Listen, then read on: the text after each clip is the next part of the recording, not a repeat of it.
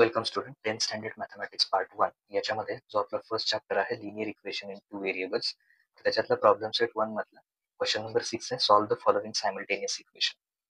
तर त्याच्यातला जो फर्स्ट एक्झाम्पल आहे तर ते आपण या व्हिडिओमध्ये बघणार आहोत.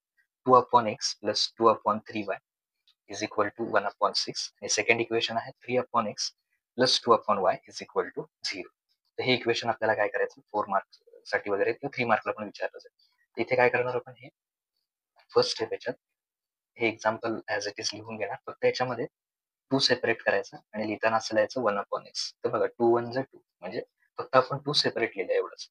प्लस इथे काय करूया 2/3 सेपरेट लिहूया आणि मग कोण राहणार दुसऱ्यासाठी 1/y. Okay is equal to 1/6. हे आपलं पहिलं इक्वेशन झालं. त्याच्यानंतर त्याचा नंबर नंतर देऊया आपण सबस्टिट्यूशन नंतर.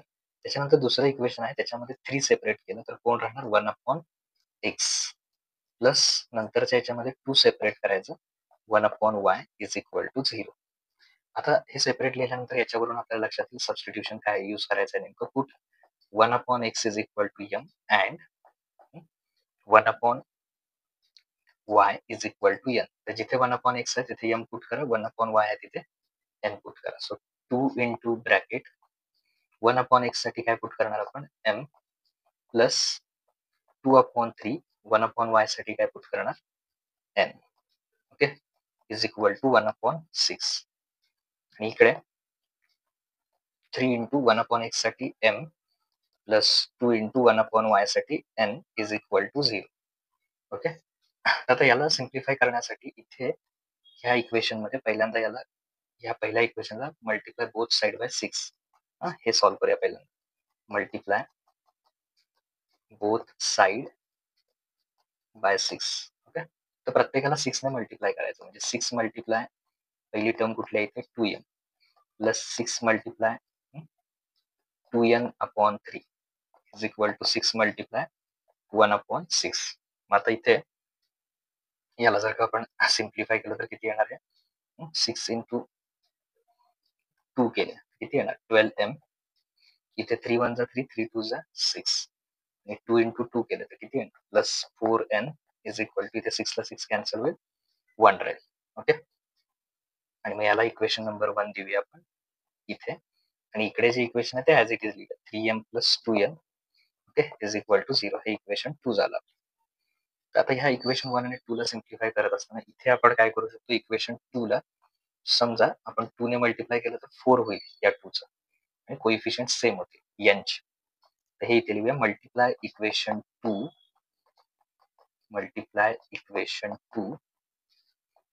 By number 2. तर 2 ने मल्टिप्लाय करूया त्याला 2 multiply 3m plus 2n is equal to 0.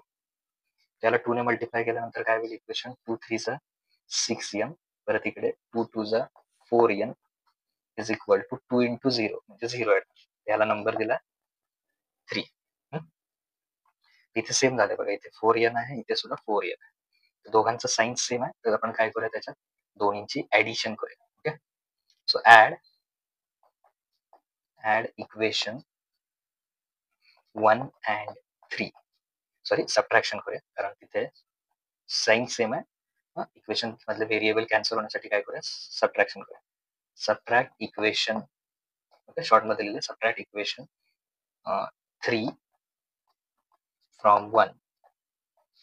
Okay equation 3 काय आहे 12m plus 4n is equal to 1 आणि इक्वेशन सॉरी हे इक्वेशन 1 आहे त्याच्यातून 3 सबट्रॅक्ट करायचं. 3 काय आहे 6m plus 4n is equal to 0. हे मायनस करूया. इथे ऑलरेडी प्लस आहे इथे प्लस आहे. ओके तर साइन चेंज होणार मायनस मायनस 0 चेंज करायची गरजच नाही प्लस मायनस काही साइन नसणारच आहे. ओके तर प्लस ठेवा मायनस ठेवा. ओके 12 मायनस 6 किती येणार 6m plus 4m minus 4m कारण हा बदललेला साइन काय मायनस कॅन्सल झाले 1 मायनस 0 म्हणजे 1 येणार. Okay so m is equal to 6m म्हणजे 6 मल्टिप्लाय m इकडे येऊन काय होईल divide. So m is equal to 1/6. तर कुठल्या तरी एका इक्वेशन मध्ये आपण पुट करूया पुट त्याच्यामध्ये काय करूया पुट ह्या इक्वेशन मध्ये पुट करूया m इक्वल टू ह्या सिंपल कुठल्याही चालेल एखाद्या थर्ड इक्वेशन मध्ये पुट करूया put m equal to 1/6 in equation 3.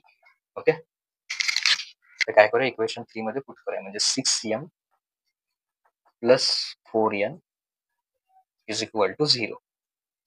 Okay, 6 multiply m ची व्हॅल्यू किती आहे, 1/6 plus 4n is equal to 0. So 6 ला 6 काय होईल, कॅन्सल होईल, 1 plus 4n is equal to 0. Okay, आता इथे हा +1 इकडे येऊन काय होईल, minus. So 4n is equal to 0 minus 1 म्हणजे किती येणार, +1चा काय झाला, -1. म्हणजे n किती येणार, n is equal to 4 multiply n आहे, मल्टिप्लायचं काय होणार, डिवाइड. सो -1/4 ही n ची व्हॅल्यू आहे. तर सुरुवातीला आपण काय पुट केलं होतं, but 1/x is m. 1/x साठी काय पुट केलं होतं आपण, m पुट केलं होतं. तर 1/x m ची व्हॅल्यू किती आली बघा, 1/6. ओके, 1/6. तर x ची व्हॅल्यू फाइंड करण्यासाठी cross multiplication, x multiply 1 is into 1 multiply 6. So x into 1 म्हणजे किती येणार, x, आणि 6 1 जा 6. सो x ची व्हॅल्यू किती आली, 6 आली. सेम वे इथे 1/y आपण काय पुट केलं होतं, n, त्याची व्हॅल्यू लिहूया इथे. 1/y is equal to n ची व्हॅल्यू किती आली, -1/4. Okay, so y find out करण्यासाठी क्रॉस मल्टिप्लिकेशन, म्हणजे y multiply -1 is equal to 1 multiply 4. Okay, so suppose y into -1 केलं तर किती येणार, -y इज इक्वल टू 4 1 जा 4.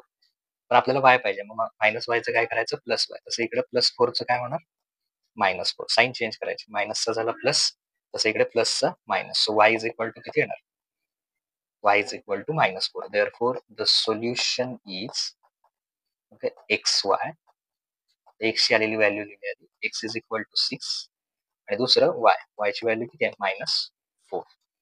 ओके, हे त्याचा आन्सर असणार. थँक्यू.